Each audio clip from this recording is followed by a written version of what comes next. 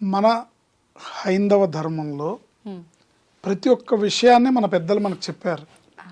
Only thing అది ఏంటన్నది తెలుసుకోవాలి, దాన్ని పాటించాలి. తెలుసుకోకుండా ఇష్టం వచ్చినట్టు వెళ్తే దెబ్బలు తింటాం. తెలుసుకోవాలి, పెద్దలను అడిగి, మనకు తెలియకపోతే పెద్దలను అడిగి తెలుసుకోవాలి, ఆ ప్రకారం నడుచుకోవాలి. మంచం మించి మనకి నిద్ర మెళుకొస్తుంది అనగానే, లేస్తున్నాము అనగానే ఫస్ట్ శ్రీహరి శ్రీహరి శ్రీహరి అని 3 సార్లు స్మరించుకోవాలి ఎవరైనా సరే. తర్వాత లేచి కాళ్ళు భూమి మీద పెట్టే ముందు భూమాతను ప్రార్థించాలి.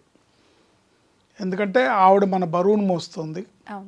మనం ఆవిడ మీద మన పాద స్పర్శని, పాద తాపడాన్ని, అంటే ఎంత భారం మనం కాళ్ళతో నడుస్తున్నాము, పరిగెడుతున్నాము, తొక్కుతున్నాము.